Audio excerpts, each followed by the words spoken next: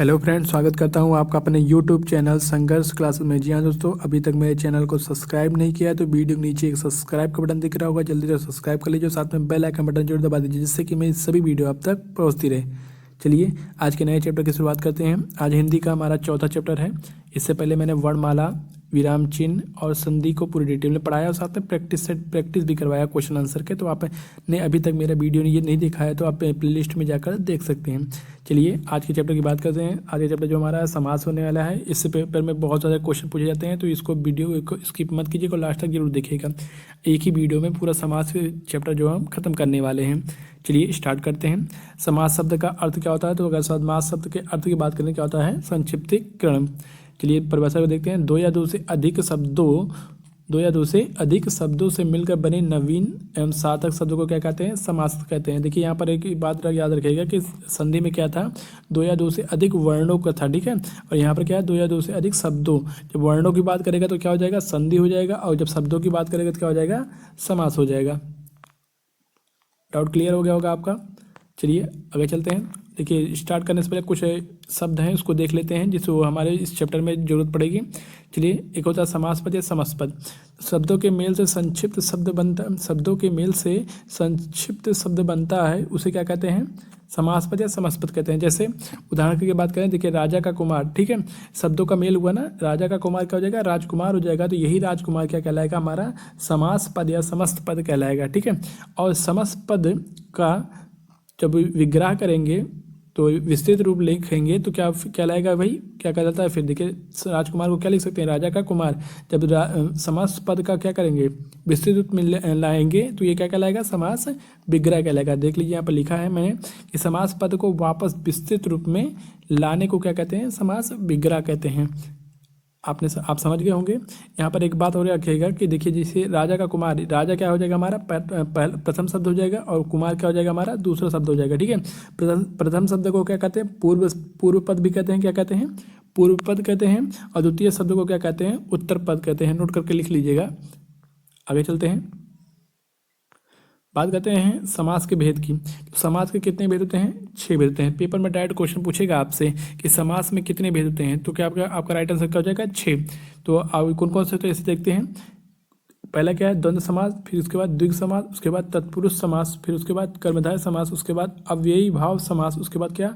बहुव्रीहि समास थे। यहाँ पर आपका जो डायरेक्ट क्वेश्चन बन सकता था, एक ही क्वेश्चन बनेगा सीधा कि समास के कितने भेद होते हैं। ऑप्शन में दे देगा 2, 4, 6 और 8। तो आपका राइट आंसर क्या जाएगा? 6, ठीक है।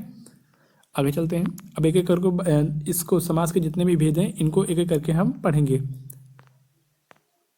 बात करते हैं द्वंद्व समास की। द्वंद्व समाज में पूर्व पद, मैंने बताया क्या किसे कहते हैं? पूर्व पद और उत्तर पद दोनों क्या होते हैं? प्रधान होते हैं, यानी कि मुख्य पद होते हैं, ठीक है। उसे क्या कहते हैं? द्वंद्व समास कहते हैं। जिस समास में पूर्व पद और उत्तर पद दोनों प्रधान होते हैं उसे क्या कहते हैं? द्वंद्व समास कहते हैं। एग्जाम्पल देखिए, यहाँ थोड़ा नोट करके लिख लीजिए। तो ये द्वंद्व समास में अधिकतम योजक चिन्ह का लोप होता है। क्या होता है? योजक चिन्ह क्या होता है? लोप होता है। देखिए कहीं पे भी आपको योजक चिन्ह दिख जाए तो क्या हो जाएगा? वहाँ पर द्वंद्व समास हो जाएगा, ठीक है। उसके बाद द्वंद्व समास में और शब्द का भी क्या होता है? लोप होता है। चलिए उदाहरण के माध्यम से आपको समझाते हैं। उदाहरण देखते हैं तो आपको ज़्यादा समझ में आएगा। चलिए उदाहरण की बात करें, जैसे माता और पिता। यहाँ पर देखिए क्या दिख रहा है? योजक चिन्ह दिख रहा है ना। भाई और बहन क्या दिख रहा है? योजक चिन्ह दिख रहा है ना। पाप और पुण्य क्या दिख रहा है? पाप और डैश क्या दिख रहा है? पुण्य हो जाएगा ना। यहाँ पर योजक चिन्ह दिख रहा है। सुख दुख में क्या दिख रहा है? योजक चिन्ह दिख रहा है। तो ये क्या हो जाएगा पूरा? ये हमारे क्या हो जाएंगे? ये हमारे क्या हो जाएंगे? द्वंद्व समास हो जाएंगे, ठीक है। देखिए अब अगर बात करें, इसको तोड़ते हैं। जब समास को विग्रह करेंगे, इसको जैसे माता और डैश पिता को क्या करेंगे? माता और पिता लिखेंगे ना। यहाँ पर क्या देखिए? भाई बहन क्या हो जाएगा? भाई और बहन हो जाएगा। पाप पुण्य क्या हो जाएगा? पाप और पुण्य हो जाएगा। सुख और दुख क्या हो जाएगा? सुख और दुख हो जाएगा। यहाँ पर भी क्या हो रहा है? और शब्द का क्या हो रहा है? लोप हो रहा है। तो इसे क्या कहेंगे? द्वंद्व समास कहते हैं, ठीक है। लेकिन यहाँ पर एक नोट करके लिख दीजिएगा। देखिए जो ये होगा, योजक चिन्ह एक दूसरे के बीच में लगेगा। ये जो दो शब्द होंगे आपस में क्या होंगे? विपरीत शब्द होंगे, या फिर क्या कह सकते हैं? विलोम शब्द होंगे। जैसे माता और पिता, माता का विलोम क्या होगा? पिता होगा। भाई का विलोम क्या होगा? बहन होगा। पाप का विलोम क्या होगा? पुण्य होगा, ठीक है। अगर कहीं आपको जैसे लिख दिया रात और रात, रात डैश क्या? रात, तो क्या हो जाएगा? ये कौन सा समास होगा? द्वंद्व समास होगा? नहीं होगा, क्योंकि यहाँ पर देखिए रात और रात है, एक दूसरे का विलोम नहीं है, ठीक है। इसी तरह यहाँ पर देखिएगा, आपको 3 चीज बात याद रखनी है इसमें कि क्या देखना चाहिए? योजक चिन्ह देखिए पहली बात। दूसरा बात, जब उसका क्या कर विग्रह करेंगे तो क्या किस शब्द का लोप होना चाहिए, और शब्द का, ठीक है। और ये देख लेना कि ये दोनों शब्द क्या है, विपरीत शब्द है कि नहीं है। चलिए आगे चलते हैं। अब आपको ये डाउट क्लियर हो गया द्वंद्व समास में। आगे चलते हैं। अगला हमारा क्या है, द्विग समास। इस समास में पहला पद क्या होता है, संख्यावाची होता है, ठीक है। संख्यावाची विशेषण होता है। दूसरा पद क्या होता है, प्रधान होता है। जैसे उदाहरण की बात करें, उदाहरण देखते हैं। देखिए पंचवटी, पंचवटिकाओं का समूह, यानी कि क्या है, ये 5 ही देखिए संख्या दिख गया ना। आगे एग्जाम्पल देखते हैं। और जैसे चौराहा, चौराहा में क्या दिख रहा है, 4 दिख रहा है ना, संख्या दिख रही है ना। नवग्रह में क्या दिख रहा है, 9 ग्रहों का समूह दिख रहा है ना, तो 9 क्या है, संख्या है ना। पंचफल में देखिए, अगर देखिए पंचफल, पंचफल में 5 फलों का समूह, 5 दिख रहा है ना, संख्या दिख रही ना। तो इसी तरह नवरत्न में क्या, नवरत्नों का समूह, सब में देखिए संख्या दिख रही है ना। तो ये क्या कहलाएंगे, द्विग समास। कहीं पर भी किसी शब्द में प्रथम पद क्या दिख जाए, संख्यावाची हो, तो क्या कहलाएगा, द्विग समास, ठीक है। कहीं पर भी अगर पहला पद क्या हो, संख्यावाची यानी गिनती हो, तो क्या कहलाएगा, द्विग समास कहलाएगा। आगे चलते हैं।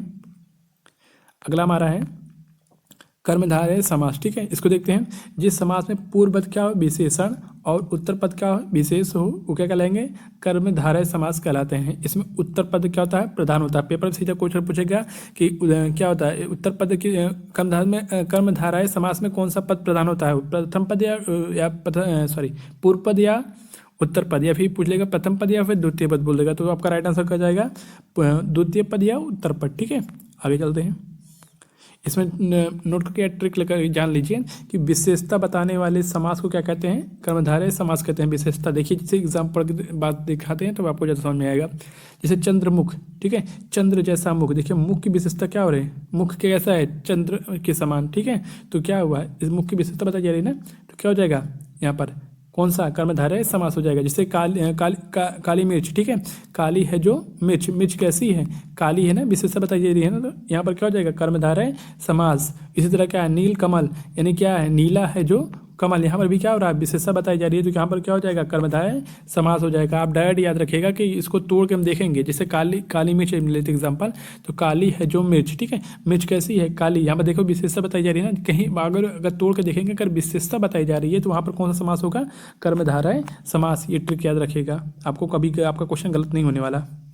तो जिस समास का पूर्व पद अव्यय होता है उसे क्या कहते हैं, अव्ययी भाव समास कहते हैं। नोट करके लिख लीजिएगा। प्रत्येक उपसर्ग वाला शब्द क्या कहलाता है, अव्ययी भाव समास कहलाता है। उदाहरण देखते हैं तो ज़्यादा समझ में आएगा आपको।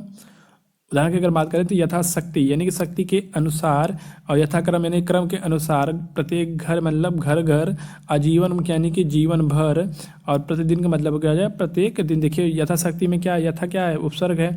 उसके बाद प्रत्येक घर में प्रत्येक क्या है, एक क्या है, उपसर्ग है। आजीवन में क्या आ क्या है, उपसर्ग है। प्रतिदिन में क्या, जब प्रति क्या है, उपसर्ग है। किसी शब्द में क्या देखिए, अगर उपसर्ग वाला जितने भी शब्द हैं क्या कहलाएंगे, अव्ययी भाव समास कहलाएंगे, ठीक है। नोट करके लिख लीजिएगा। बात करें बहुव्रीहि समास की, तो बहुव्रीहि समास की अगर बात करें तो जिस समास में पूर्व पद और उत्तर पद दोनों प्रधान नहीं होते हैं। देखिए ना तो पूर्व पद प्रधान होगा, ना तो उत्तर पद प्रधान होगा, कोई तीसरा पद क्या होगा, प्रधान होगा। तो उसे क्या कहते हैं, उसे क्या कहेंगे, बहुव्रीहि समास कहलाएगा, ठीक है। उदाहरण देखते हैं। अगर उदाहरण की बात करें, जल में जन्म लेने वाला, जलज में कहीं नहीं देखा, जलज मतलब क्या होगा, जन्म लेने वाला, अर्थात कौन हो जाएगा, कमल। जल में कौन जन्म लेता है, कमल ही लेता है। तो देखिए जलज में कमल से कोई मतलब है नहीं है ना। तो क्या हो जाएगा भैया, देखिए एक दूसरे के, ना तो पहला पद प्रधान है, ना तो दूसरा पद प्रधान है, यानी इसका क्या हो जाएगा, तीसरे शब्द की तरफ क्या हो रहा है, इशारा हो रहा है। तो क्या हो जाएगा, यहाँ पर क्या हो जाएगा, बहुव्रीहि समास। वैसे इसी तरह महावीर, महान है जो वीर, अर्थात क्या हो जाएगा, हनुमान। इसी तरह क्या हो जाएगा, गंगाधर, यानी कि गंगा को धारण करने वाला, अर्थात क्या, शिव जी। उसी तरह अगर हम और बात करें तो इसी तरह मुरलीधर, यानी कि मुरली को धारण करने वाला, अर्थात कौन, कृष्ण में। तो क्या हो जाएगा, मुरली क्या हो जाएगा, यहाँ पर क्या हो जाएगा, समास होगा, बहुव्रीहि समास हो जाएगा। जैसे पीताम्बर, पीले वस्त्र है जिसका, यानी क्या हो जाएगा, किसका, यानी कृष्ण का। तो यहाँ पर भी क्या हो जाएगा, बहुव्रीहि समास। उसी तरह चक्र है पानी में जिसके, अर्थात किसे विष्णु जी गए। तो यहाँ पर क्या हो जाएगा, बहुव्रीहि समास। आगे बात करते हैं, जो लास्ट हमारा बचा है तत्पुरुष समास। तत्पुरुष समास की अगर हम बात करें तो जिस समासिक पद का दूसरा पद प्रधान होता है तथा दोनों पदों के बीच विभक्ति का लोप होता है। यहाँ पर क्या होगा, इस समास में क्या होगा, विभक्ति का लोप होगा, उसे क्या कहेंगे, तत्पुरुष समास कहेंगे, ठीक है। उदाहरण पर देखते हैं। जैसे राजा का कुमार, तो यहाँ पर का है, का क्या हो गया, लोप हो गया, तो क्या हो गया, राजकुमार। आगे देखते हैं। अगर हम बात करें तत्पुरुष समाज के विभक्तियों के आधार पर तत्पुरुष समाज के कितने उपभेद होते हैं? 6 होते हैं। पेपर में सीधा क्वेश्चन बनेगा कि तत्पुरुष समाज के कितने उपभेद होते हैं, तो हमारा क्या हो जाएगा ऑप्शन, देखिए 2 4 6 ऑप्शन में देगा, तो हमारा राइट आंसर क्या हो जाएगा? 6। देखिए समास के भी कितने भेद होते हैं? 6 भेद होते हैं, और 6 भेद में तत्पुरुष समास में जो हुआ है उसके भी क्या है? 6 उपभेद है। कौन कौन से? कर्म तत्पुरुष समास, करण तत्पुरुष समास, और संप्रदान तत्पुरुष समास, और अपादान तत्पुरुष समास, संबंध तत्पुरुष, और अधिकरण तत्पुरुष समास। ठीक है, इसको एक एक करके फिर से देखेंगे इसको भी। तो हमारा पहला क्या है? कर्म तत्पुरुष समास। इसमें क्या? कर्मकारक। कर्मकारक विभक्ति कौन से? को। इसमें को का क्या होता है? लोप होता है। उदाहरण में देखते हैं, यश प्राप्त, यानी कि रस, यश को प्राप्त, यहाँ पर क्या हुआ? को का लोप हुआ। ठीक है, तो यहाँ पर गगन चुंबी, यानी कि गगन को चूमने वाला, यहाँ पर भी क्या दिख रहा है? को विभक्ति दिख रही है ना, यहाँ पर को का लोप होगा। ठीक है, आगे चलते हैं। अगला हमारा क्या है?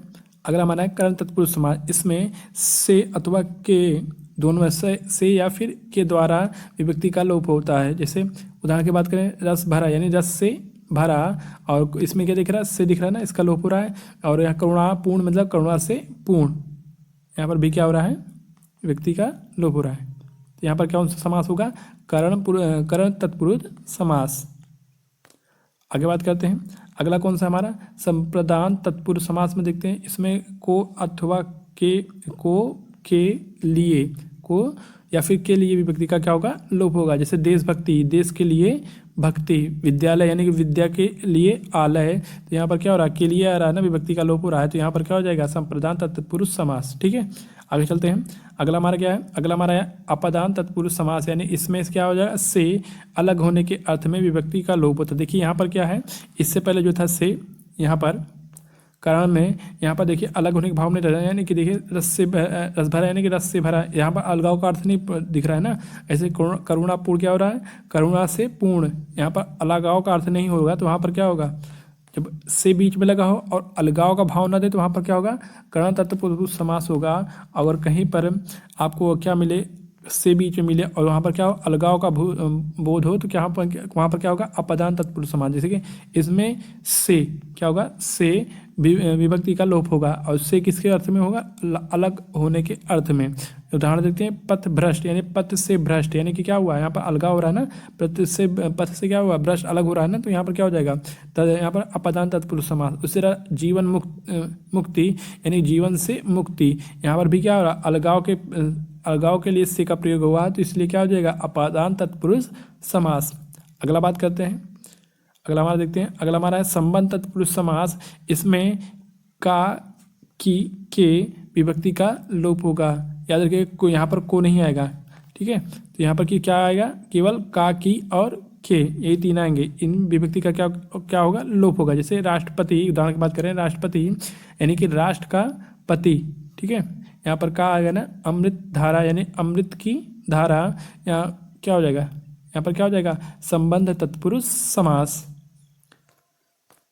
अगला देखते हैं, अगला हमारा क्या है? अधिकरण तत्पुरुष समास। इसमें में या फिर पर विभक्ति का क्या होता है? लोप होता है। जैसे वनवास, वन में वास, घुड़सवार, घुड़ पर सवार, तो यहाँ पर कौन सा समास होगा? अधिकरण तत्पुरुष समास। यहाँ पर जो क्वेश्चन बनता है ऐसे बनते हैं कि बोल देगा कि वनवास में कौन सा तत्पुरुष समास है। अब देखिए, मैं वनवास में बोल दिया, तो वह हम जब तोड़ेंगे तो वन में वास होगा। हमें पता होना चाहिए कि में किस विभक्ति में आता है? अधिकरण में। तो यहाँ पर क्या होगा? तो यहाँ पर तो हम तभी हम बता सकते हैं यहाँ पर क्या होगा? अधिकरण तत्पुरुष समास होगा। चलिए, अगर आज का वीडियो यहीं तक, अगर आप वीडियो अच्छा लगा हो तो चैनल को सब्सक्राइब, लाइक और साथ दोस्तों के साथ शेयर जरूर कीजिए।